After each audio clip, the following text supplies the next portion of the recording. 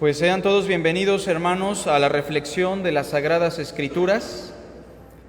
Les pido que tomen lugar, pongan en silencio sus teléfonos, porque vamos a darle paso a la parte más importante de nuestro culto, que es la meditación sobre las Sagradas Escrituras. Como ya saben, hemos estado reflexionando sobre la primera carta a Timoteo, una carta que tiene como propósito que todos nosotros, juntamente con Timoteo, aprendamos a conducirnos en la casa de Dios, que es la iglesia del Dios viviente, columna y baluarte de la verdad. Sin embargo, cuando tratamos asuntos propios de la iglesia, hay cosas hermosas y hay cosas profundamente tristes dentro del cuerpo de Cristo. Y las iglesias bíblicas o las iglesias cristianas del primer siglo no estaban exentas de problemas o circunstancias complicadas. El capítulo 1 de la primera carta a Timoteo concluye precisamente con una situación lamentable para la iglesia de Éfeso. Recuerden que la iglesia de Éfeso tenía diferentes problemas, entre los cuales el problema central era que los líderes de Éfeso habían apostatado de la fe y estaban enseñando doctrinas contrarias a la verdad. Es por eso que Pablo le dice a Timoteo en el capítulo 1, versículo 3, rogándole que se quedara en Éfeso para que le mandase a los demás hermanos a que no enseñen diferente doctrina. Esa es la función de Timoteo. Sin embargo, Timoteo se ve oprimido por ancianos que tienen una edad superior a la suya, una experiencia de vida que los hace más astutos que Timoteo, y por eso Pablo le escribe en estas cartas una serie de principios para que ninguno tenga en poco su juventud, para que él sepa lo que debe ser un ministro, para que sepa conducirse en la casa de Dios y ayude a cuidar a todos los miembros de la congregación. Pero es lamentable lo que estaba pasando en Éfeso, algo que se salió de las manos de Pablo y obviamente de Timoteo. Vean el capítulo 1, versículo 18 al 20. Este mandamiento, hijo Timoteo, te encargo para que conforme a las profecías que se hicieron antes en cuanto a ti, milites por ellas la buena milicia, manteniendo la fe y buena conciencia, desechando la cual naufragaron en cuanto a la fe algunos, de los cuales son Himeneo y Alejandro, a quienes entregué a Satanás para que aprendan a no blasfemar. Nuestro tema es el siguiente: caminando en los terrenos de Satanás. ¿Cuál es el tema?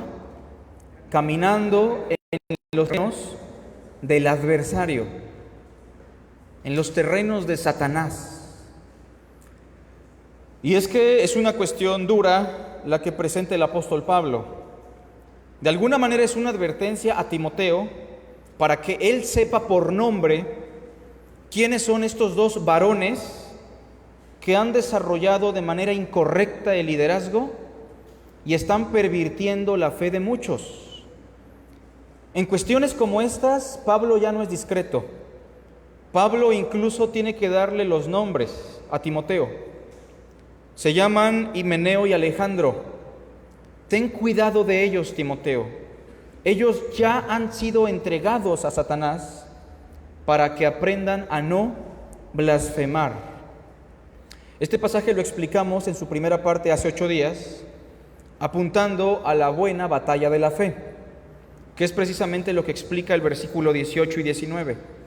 Pero la segunda parte tiene que ver mucho con hermanos, personas que eran miembros de la iglesia de Éfeso, que apostataron de la fe, que abandonaron una limpia conciencia y empezaron a dañar la integridad espiritual de la iglesia de Cristo.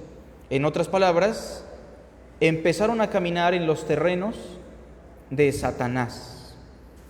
Una de las experiencias más lamentables y más tristes que se puede experimentar dentro de la congregación es que algunos hermanos, sobre todo los que están encargados de cuidar y de instruir a la iglesia, empiecen a caminar en los territorios de Satanás. Y no pensemos en cuestiones de brujería o hechicería, son cuestiones tan simples, tan comunes muchas veces, que sin embargo Pablo las califica como propias del enemigo. Y por eso hoy hablaremos, en primer lugar, de aquellos síntomas que manifiestan que estamos caminando en los terrenos de Satanás. Síntomas de alguien que camina en los terrenos de Satanás. En la iglesia debemos amarnos, pero no debemos interpretar el amor como un sentimiento o una estima tan alta como para no confrontar en amor a aquellos que están desviándose del camino correcto. Hay hermanos que muchas veces empiezan a meter sus pies en las veredas de Satanás. Pero ¿cuáles son esos síntomas? ¿Cómo puedo saber que mi hermano, mi hermana, mi pastor, el diácono, está caminando en los terrenos de Satanás? En primer lugar, cuando esta persona está naufragando en cuanto a la fe. ¿Pero qué significa naufragar en cuanto a la fe? Esta es la palabra de fe que profetizamos, que si confesares con tu boca que Jesús es el Señor y creyeres en tu corazón que Dios lo levantó de los muertos, serás salvo. En términos genéricos, esa es la fe por la cual debemos caminar. Jesús es el Señor y ha resucitado de entre los muertos. Pero hay algunos hermanos, en este caso Himeneo y Alejandro, que se habían desviado de esa fe. Para ellos Cristo era el Señor, pero también era importante cumplir los mandamientos de la ley. Era importante someterse aún a la ley. ¿Cómo sabemos esto? Capítulo 1, versículo 3 en adelante. Como te rogué que te quedases en Éfeso cuando fui a Macedonia, para que mandases a algunos que no enseñen diferente doctrina, ni presten atención a fábulas y genealogías interminables, que acarrean disputas más bien que edificación de Dios que es por fe. Así te encargo ahora, pues el propósito de este mandamiento es el amor nacido de corazón limpio y de buena conciencia y de fe no fingida,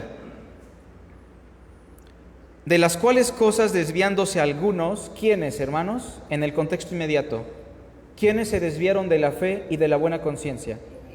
Himeneo y Alejandro, y se apartaron a vana palabrería. ¿En qué consistía su vana palabrería o su palabrería infructuosa? Versículo 7. Ellos quieren ser maestros de la ley. Ellos quieren ser doctores de la ley, sin entender ni lo que hablan ni lo que afirman. Ya no tienes que comer ciertos alimentos, tienes que guardar el Shabbat, tienes que guardar ciertas fiestas, es necesario que te circuncides para ser salvo. Eso es desplazar el señorío de Cristo, porque solamente Cristo es nuestro Señor. En la analogía que pone Pablo en Romanos capítulo 7, dice que hemos muerto a la ley y hemos pasado a ser de otro esposo, de otro Señor, nuestro Señor Jesucristo. En Él estamos completos. Y cuando alguien coloca a otra persona u otra cosa como Señor de la iglesia, eso es naufragar en cuanto a la fe. Entre otras cosas, Pablo, en el capítulo 6, le dice a Timoteo en ese mismo contexto, versículo 3, mira Timoteo, si alguno enseña otra cosa y no se conforma ¿a qué? A las sanas palabras de nuestro Señor Jesucristo y a la doctrina que es conforme a la devoción, esa persona, Timoteo, se envaneció, nada sabe y delira acerca de cuestiones y contiendas de palabras, de las cuales nacen envidias, pleitos, blasfemias, malas sospechas, hombres corruptos de entendimiento, privados de la verdad, que toman la piedad como fuente de ganancia. Apártate de los tales. Recuerden que todo esto que dice Timoteo está en función de Himeneo y Alejandro, que han desvirtuado la fe, que han naufragado en cuanto a la fe. En la segunda carta de Timoteo, por favor. La segunda carta a Timoteo,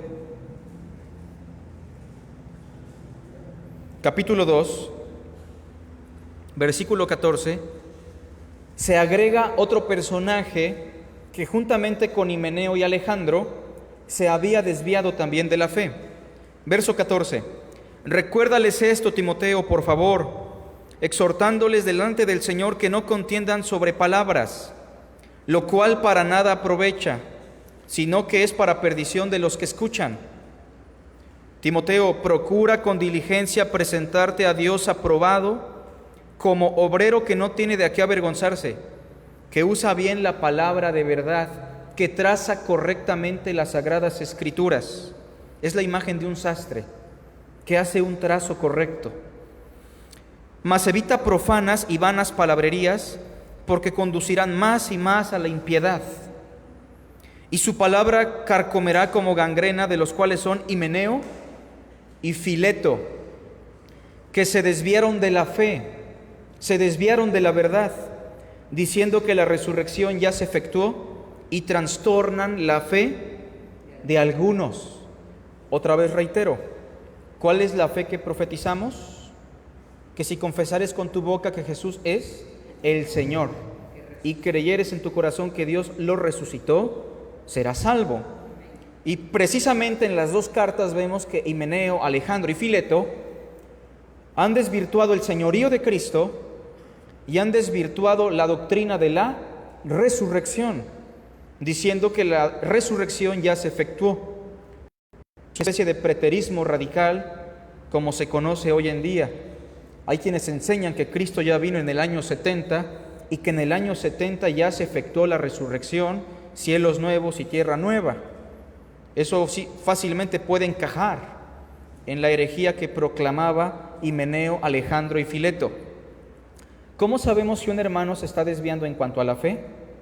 Cuando Cristo no es suficiente, cuando las sanas palabras de Cristo no le bastan, cuando las doctrinas esenciales de nuestro Señor, manifestadas por nuestro Señor, no son suficientes.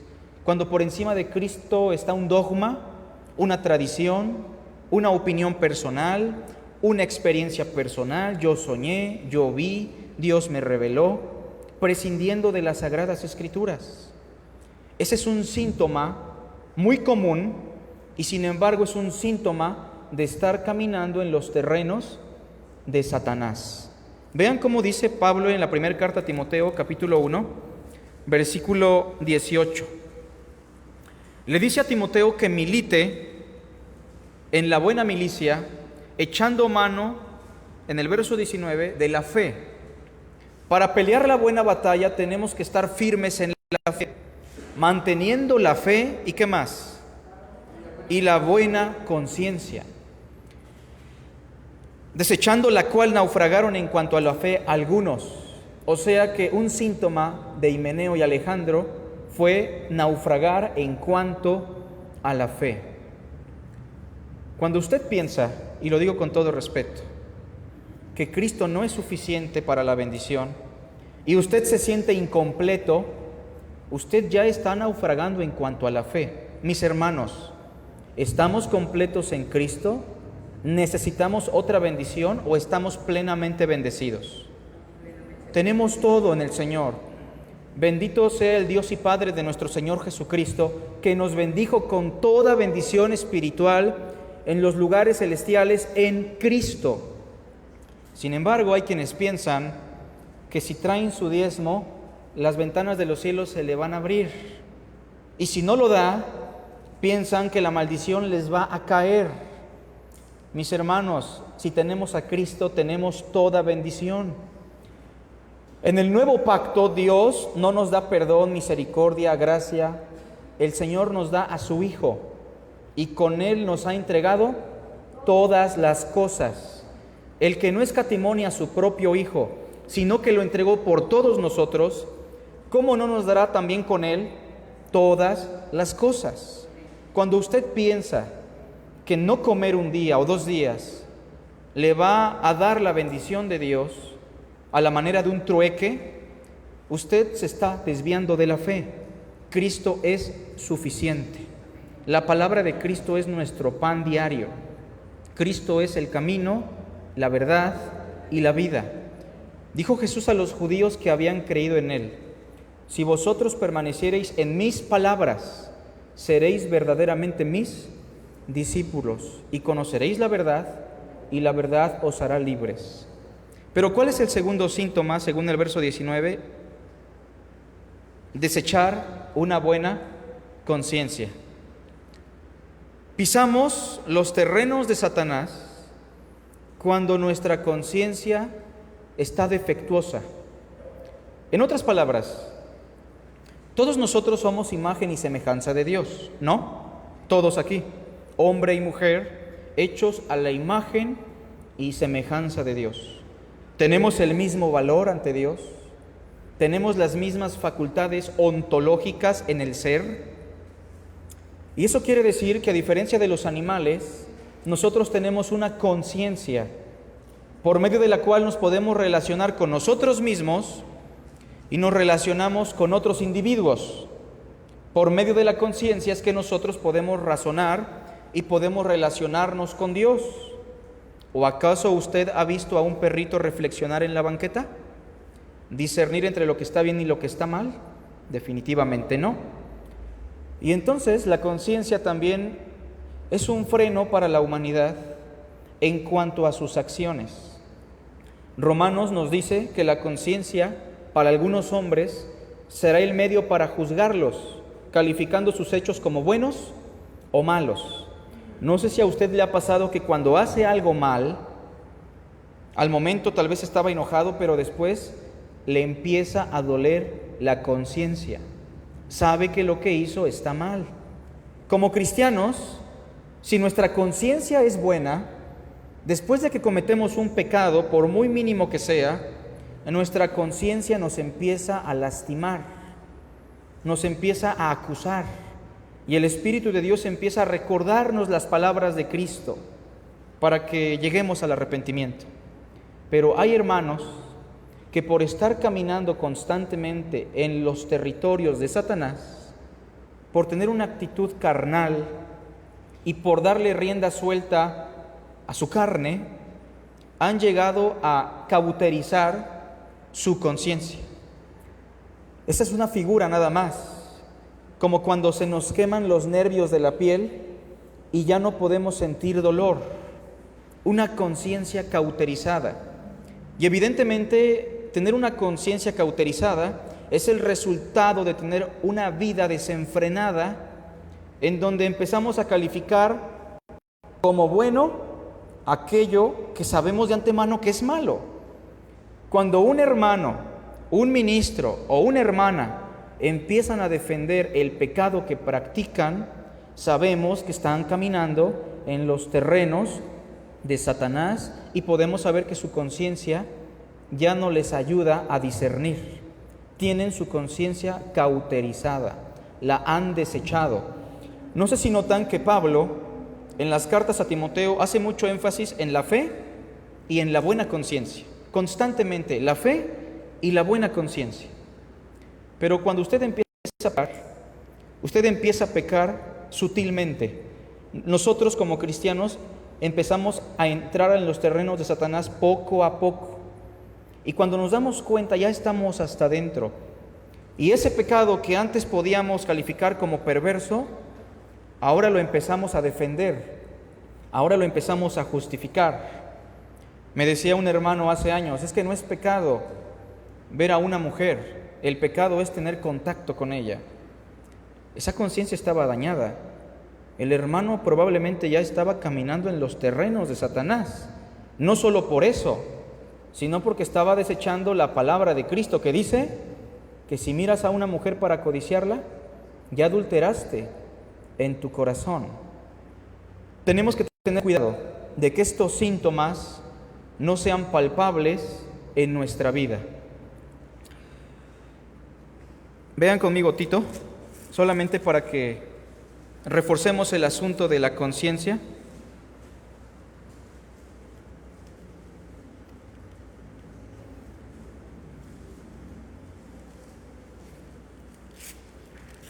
Tito capítulo 1.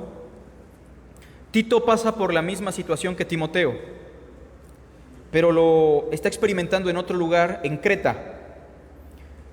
Y le dice Pablo a Tito, mira Tito, capítulo 1, versículo 15, todas las cosas son puras para los puros, mas para los corrompidos e incrédulos nada les es puro, pues hasta su mente y su conciencia están corrompidas. Y aunque profesan conocer a Dios, Tito, con sus hechos lo niegan.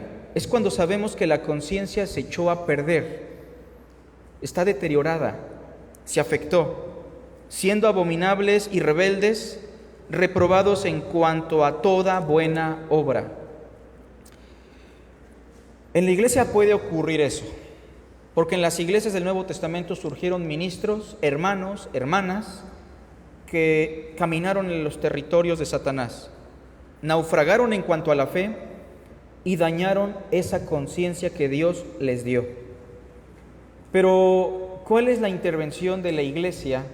¿O qué papel juega la iglesia cuando hermanos están caminando en los terrenos de Satanás? Número 2,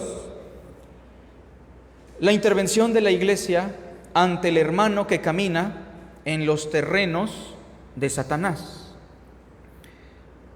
Cristo le dijo a Pedro y a la iglesia, todo lo que aten en la tierra será atado en los cielos. Y todo lo que desaten en la tierra también será desatado en los cielos. Una figura rabínica que apunta a la autoridad que Dios le dio al cuerpo de Cristo. Toda potestad le fue dada al Señor, y esa potestad nos ha sido otorgada a todos nosotros. Sí, el pastor tiene autoridad, pero recordemos que la fuente de toda autoridad es Dios mismo. Y así como yo tengo autoridad, cuando usted viene a mí y me consuela, me conforta, me confronta y me exhorta con la palabra, usted tiene la misma autoridad del Señor Jesucristo, siempre y cuando sea la palabra de Cristo. Entonces, muchas veces la iglesia, por temor, por miedo, por respeto, lo que hace regularmente es ir con el pastor y decirle, pastor, confronte al hermano. Pastor, confronte a mi familiar, cuando tenemos la potestad como iglesia para confrontar en amor. Ahora bien, Cristo nos habla de un proceso que se debe tomar cuando un hermano está caminando en los terrenos de Satanás. Veamos este proceso en Mateo, por favor. Todos lo conocemos. Mateo 18:15. Y aunque aquí el asunto tiene que ver con la ofensa a un hermano, porque las ofensas son graves, tenemos que amplificar esto también abarcando las cuestiones propias del Nuevo Testamento, como lo fue Himeneo y Alejandro. Verso 15. Por tanto, si tu hermano peca contra ti, ve y repréndele estando tú y él solos. Si usted nota que un hermano peca en contra de usted o está caminando en los terrenos de Satanás, usted solo, por respeto y por sentido común, confróntele con amor, con mansedumbre y reverencia, con educación, y hágale ver lo que la palabra enseña. Para esto, usted tiene que conocer las Sagradas Escrituras. La palabra de Cristo mora en abundancia en vosotros, para que se puedan exhortar y se puedan enseñar los unos a los otros. Si alguno habla, hable conforme a las palabras de Dios. Y ya con eso, cuando usted confronta al hermano, el hermano sabrá que estas palabras no son suyas, sino de Dios, para que usted pueda decir lo mismo que dijo Pablo: quien desecha esto no me desecha a mí, sino a Dios, que me dio su Espíritu, pero hable conforme a la palabra. A esto se le llamaría entonces, en primer lugar, una confrontación individual. Una confrontación individual, personal, pero muchas veces el hermano no entiende. Y podemos dejar que pasen unos días, meses, y el hermano va a seguir tal vez adentrándose más en los caminos de Satanás.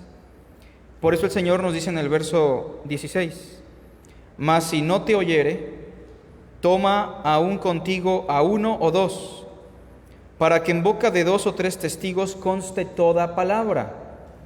Llegamos entonces a una confrontación grupal, en donde usted tomará a 2 o 3 hermanos maduros, y tienen que ser hermanos maduros, porque Pablo dice: vosotros que sois espirituales, restauradle con espíritu de mansedumbre. Y entonces se espera de todo aquel que es de Cristo, que si es de Dios, las palabras de Dios oye. Suponiendo que su corazón está muy duro y no escuchó la primera vez, ahora con la confrontación grupal, sin que se propague un chisme, sin que se afecte toda la congregación, le animamos a que se arrepienta de su pecado. Verso 17: pero si no los oyere a ellos, dilo a la congregación, dilo a los miembros de la iglesia, dilo al cuerpo de Cristo. Y es lo que había hecho Pablo, ¿con quién? Con Timoteo. Le dijo: Timoteo, cuídate de Himeneo y Alejandro. Entiéndase que eso no se hace público hasta que de plano ya no se escuchó el mensaje de Dios. Y le dice: si no escucha la iglesia, tenle por gentil y publicano. Que en las palabras de Pablo, tener a un hermano por gentil y publicano sería lo mismo a entregarlo a Satanás. Esto sería una confrontación eclesiástica, donde los hermanos escuchan este asunto no para saberlo y orar nada más, sino para acercarse y bombardear entre todos al hermano con la palabra para que se arrepienta y en un acto de amor que pueda regresar a los caminos del Señor. Sin embargo, cuando ya nos escucha la iglesia de Cristo, tenemos que entregarlo a Satanás.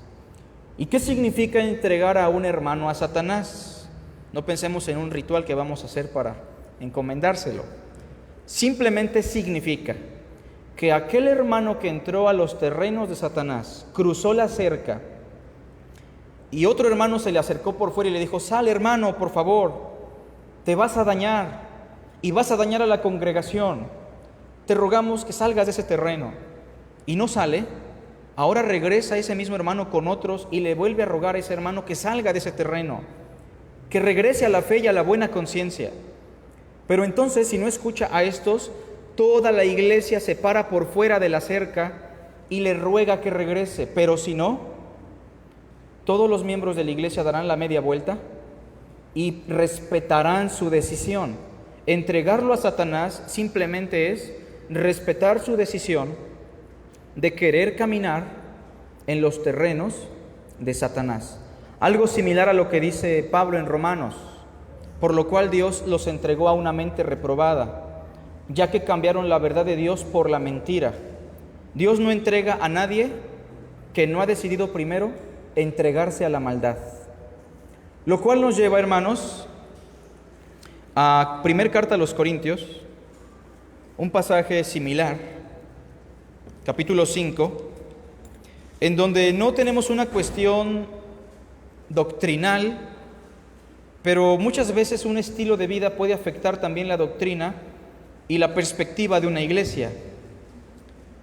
Y en la primera carta a los Corintios, capítulo 5, Pablo nos habla en el verso 1 de un fornicario, de un hermano que estaba cometiendo fornicación a tal grado que estaba sosteniendo relaciones sexuales con su madrastra, un adulterio que ni siquiera se veía entre los paganos. Y en el verso 2, Pablo dice que la iglesia está orgullosa, está envanecida, la iglesia no ha hecho nada. Y Pablo les dice, ustedes ya deberían estar lamentándose para que fuese quitado de en medio el que cometió tal acción. Versículo 3, ciertamente yo como ausente en cuerpo, pero presente en espíritu, ya como presente he juzgado al que tal cosa ha hecho. En el nombre de nuestro Señor Jesucristo, o sea, en el poder, en el prestigio de Cristo, reunidos todos ustedes, o sea, ya es la cuestión de toda la iglesia, y mi espíritu, con el poder de nuestro Señor Jesucristo, verso 5 que dice, el tal sea entregado a Satanás. Pregunta, ¿los hermanos de Corinto y Pablo amaban a este hermano, sí o no? Entonces, ¿por qué lo entregan a Satanás? Precisamente porque entregarlo a Satanás es un acto de amor, lo cual nos lleva al punto número 3. La entrega del hermano a Satanás como un acto de amor. Muchas veces interpretamos el amor como buscar evitarle dolor, sufrimiento o pesar a los hermanos, a nuestros hijos, a nuestro familiar. Había una persona que constantemente se robaba los instrumentos de una iglesia, familiar del pastor, y el pastor lo amaba. Pero el pastor, cada vez que su familiar caía en la cárcel por robarle a los mismos hermanos, iba y pagaba la fianza. Y él decía, es que yo lo amo y yo tengo que actuar con amor. ¿Estaba interpretando correctamente el amor? Definitivamente no. Muchas veces el amor se va a traducir como un abandono de Cristo. ¿No abandonó temporalmente el Señor a ese ciego de nacimiento, que fue abrumado por su familia, los fariseos, y después de esa crisis el Señor regresó y lo condujo a la fe? ¿No permitió el Señor que Satanás zarandeara como a trigo a Cefas? Claro que sí. ¿No permitió el Señor que Lázaro muriera, aun cuando sus hermanas le dijeron, Señor, el que amas está enfermo? Entregar a Satanás, dejar a un hermano a la merced de Satanás cuando él lo ha decidido, es un acto de amor, porque de alguna manera hay un propósito detrás, hay una finalidad. Y podríamos hablar entonces del desarrollo de su salvación. Miren, hermanos, este fornicario en el versículo 5, ¿era considerado todavía un hermano, sí o no? ¿Cómo ven? El verso dice que sí. Lo que está esperando Pablo a través de su entrega a Satanás es que el hermano sufra en su cuerpo los estragos de la fornicación, porque el que adultera contra su propio cuerpo peca. ¿Se acuerdan? Y él está esperando que él reciba la retribución debida a su extravío. Y aunque su carne se destruya, aunque pierda un miembro de su cuerpo, aunque se enferme por la disciplina del Señor, él espera que se arrepienta para que en el día de Cristo, en la segunda venida, él llegue a la plenitud de su salvación, que es la glorificación del cuerpo. Aquí lo dice, ¿no? El tal se ha entregado a Satanás a fin de que el espíritu sea salvo en el día del Señor. Lo dice también en la carta a los Corintios capítulo 11, hablando de otros hermanos. verso 30, hablando de hermanos que habían sido entregados a Satanás o que estaban teniendo una vida en los territorios del diablo, Pablo dice en el capítulo 11 de Corinto, versículo 30, por lo cual hay muchos enfermos y debilitados entre vosotros, y muchos ya están muertos. Se tuvo que acelerar su proceso de salvación. La salvación no es algo que se pierda, mis hermanos. El que comenzó la buena obra en vosotros, la perfeccionará hasta el día de Jesucristo. Pero si usted se rehúsa, el Señor, como lo ama, va a permitir la enfermedad, va a permitir la debilidad de su cuerpo, y si usted no cambia, le puede quitar la vida como a Sansón, como a Saúl y como a muchos creyentes que se rebelaron ante su voluntad. Versículo 31, si pues nos examinásemos a nosotros mismos, no seríamos juzgados, mas siendo juzgados somos disciplinados por el Señor para que no seamos condenados con el mundo. Es un acto de amor para que se desarrolle nuestra salvación, entendiendo que ya somos salvos legalmente, pero en la realidad, en nuestra realidad, estamos siendo salvados gradualmente, lo que se conoce como la santificación. Y llegará el punto de nuestra plena salvación en el día de la glorificación. Pero mientras tanto, el Señor nos ayuda para que se desarrolle plenamente nuestra salvación. Y en el caso de Himeneo y Alejandro, capítulo 1 de Timoteo, versículo 20, la finalidad está enfocada a lo mismo, pero específicamente a lo que ellos estaban haciendo mal. Primera carta a Timoteo 1:20 dice, de los cuales son Himeneo y Alejandro, a quienes entregué a Satanás, Timoteo. ¿Para qué? Para que aprendan a no blasfemar. Hay un aprendizaje detrás de todo esto. Que aquel hermano que se apartó aprenda aquello que estaba haciendo mal. Isaías dice, hermanos, dejen de hacer lo malo, aprendan a hacer el bien. Venid luego, dice el Señor, y estemos a cuentas.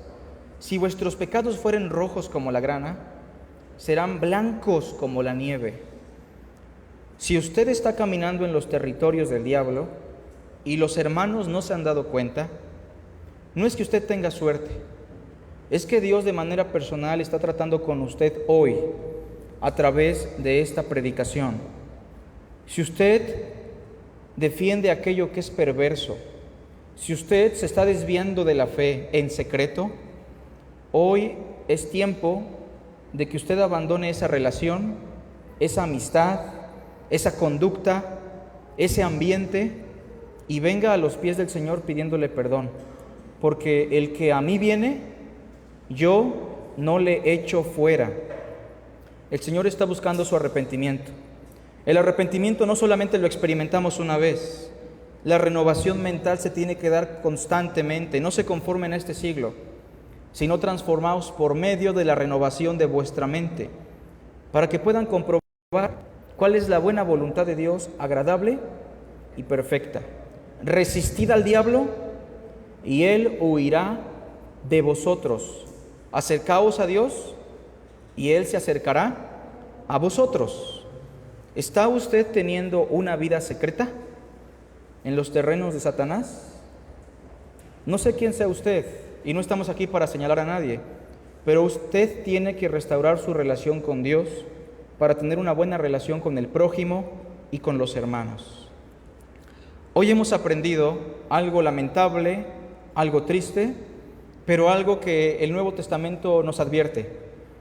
Somos proclives a caer en pecado y a caminar en los territorios de Satanás. Eso se da de manera muy sutil y gradual, hermanos. Fíjense, ya para terminar. En el año que salían los reyes a la guerra, se quedó David en su casa real. ¿Y para qué se quedó, mis hermanos? Después de ser irresponsable, dice que se levantaba muy tarde. La irresponsabilidad lo llevó a la pereza. Pero aun cuando se levantó muy tarde David, dice que se levantó para andar de ocioso en el terrado, mirando todo lo que acontecía. La irresponsabilidad lo llevó a la pereza lo llevó a la ociosidad, y la ociosidad lo llevó a la codicia. ¿Tenía planes David de caer en adulterio? No, pero el pecado y Satanás se juntan para guiarnos gradualmente a la destrucción. Y la codicia llegó al corazón de David y ahí se pudo frenar, pero no, él era el rey. Recuerden, olvidó la potestad de Dios. El único jerarca es Dios, y la autoridad que tenía David era por Dios. Y entonces la codicia entró a su corazón, pero tuvo que armar todo un plan. Se acostó con la mujer, consumó el adulterio, lavaron sus pecados en los ritos judíos, pero después viene la consecuencia. No cansado de lo que había hecho, manda a matar a un soldado honesto, leal, le quita a su mujer. ¿Y cómo creen ustedes que dormía David todas las noches? ¿Tranquilo, contento o lleno de culpa? Hermanos, estaba tranquilo, por su conciencia estaba cauterizada. No lo vemos llorando, ¿sí? No lo vemos intranquilo. Él estaba contento porque todo le salió bien. Consumé el pecado, lo maquillé y nadie se dio cuenta. Él dormía como un bebé por las noches porque él era el rey. Tanto su fe como su conciencia se habían destruido. Y entonces llega el profeta Natán. Y si el profeta Natán llega y le dice directamente lo que él hizo, ¿qué va a pasar con él? Lo mata, porque su conciencia está cauterizada. David ya no puede discernir entre lo bueno y lo malo. Y el profeta tiene que usar la imagen de otro personaje que le roba la oveja a un hombre pobre. Y entonces David ve sus pecados en otra persona y se enoja. Y así somos nosotros. Cuando vemos nuestros pecados en nosotros, no los vemos, curiosamente, es como si no existen. Pero cuando nuestros mismos pecados se proyectan en otra persona, tendemos a condenarla. Se le llama la proyección de la personalidad. Y entonces David se enoja y dijo: ese hombre es digno de muerte y debe pagar 4 tantos. Tal vez usted hoy tiene una relación equivocada, tiene una actividad diaria en contra del Señor, y tal vez su conciencia ya no le defiende ni le acusa. Es necesario que hoy despierte, que abra sus ojos y que pueda restaurar su relación con el Señor. Hagamos una oración. Te damos gracias, Padre, por tu hermosa palabra, porque es vida para nosotros, porque es agua para nuestra sed. Tenemos muchas cosas que cambiar, Señor. Y yo te pido por cada uno de mis hermanos aquí presentes, si alguno de ellos, Padre, está caminando en los territorios del maligno, tú ilumínales, Padre, para que se alejen y puedan reconstruir su relación contigo.